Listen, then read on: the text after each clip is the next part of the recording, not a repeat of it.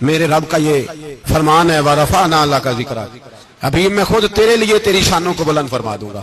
نبی پاک صلی اللہ علیہ وسلم کے مدینے آنے سے پہلے ایک شخص تھا، عبداللہ بن ابی سلول اس کا نام تھا۔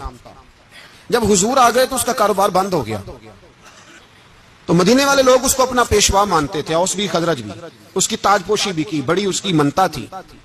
اب اس کے حالات جب خراب ہوئے تو اس نے پتہ کیا کیا، جھوٹ موٹ کا کلمہ پڑھ لیا اور منافقوں کا ایک ٹولہ اس نے تیار کر لیا، جس کا قرآن مجید نے سورہ منافقون میں ذکر کیا۔ کسی کے مفادات کو ٹھیس پہنچتی ہے تو مخالفت کرنے لگ جاتا ہے۔ اب لوگ یہ نہیں سمجھتے کہ میں غلط ہوں، لوگ ایک جنگ کا موقع تھا، نبی پاک صلی اللہ علیہ وسلم تشریف لے گئے تو عبداللہ بن ابی سلول بھی چلا گیا۔ حضرت عمر فاروق رضی اللہ تعالیٰ عنہ کے ایک غلام تھے، وہ پانی لینے کنویں پہ گئے، ادھر سے انصار میں سے، چونکہ حضرت عمر کے غلام مہاجر تھے، انصار میں سے ایک شخص پانی لینے پہلے سے آیا ہوا تھا، پانی بھرنے میں کوئی اختلاف ہو گیا، جھگڑا ہو گیا، مار کٹائی تک نوبت آ گئی۔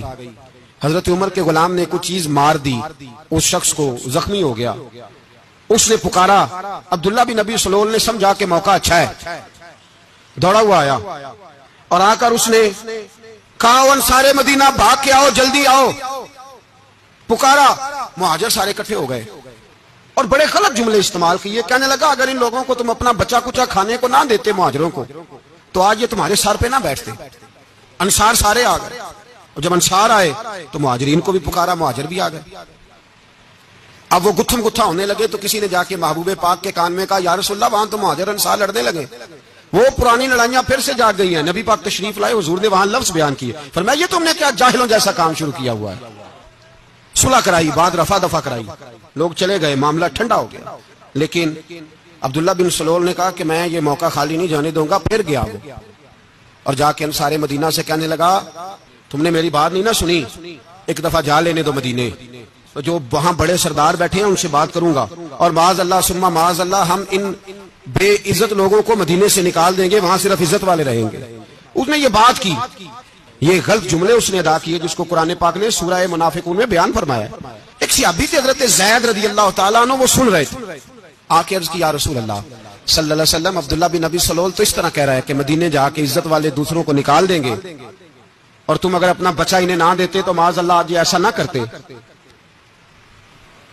حضرت عمر نے بات سن لی، حضرت عمر نے بھی سن لیا، تلوار نکالی اور دوڑے، حضور نے بازو پکڑا، فرمایا کدھر جا رہے ہو؟ کہ یا رسول اللہ اگر آج سزا نہ دی تو کل اور بات بھی کرے گا، اور اگر آج ایک قتل ہو گیا تو باقی سیانے بن جائیں گے۔ یا رسول اللہ مجھے چھوڑے میں ماروں گا۔ حضور نے فرمایا عمر چپ کر، چپ کر، حوصلہ کر، صبر کر، دلیری کر۔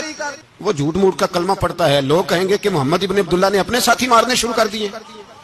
نبی پاک علیہ الصلوۃ والسلام نے پوچھا عبداللہ بن ابی سلول سے تو نے یہ کہا ہے؟ کہنے لگا حاشا وکلا میں نے بات ہی نہیں کی۔ نا حضرت عمر کہتے ہیں میری حضور کے کہنے پر میں ٹھہر تو گیا، پر وہ میرے اندر جو آگ لگی ہوئی تھی ٹھنڈی نہیں ہو رہی، کہتے ہیں میں چپ تو کر گیا۔ اب لوگ کہنے لگے کہ زید تو نوجوان ہے تو یہ بوڑھا آدمی ہے، چلو صحیح کہتا ہوگا، حضور بھی خاموش ہو گئے۔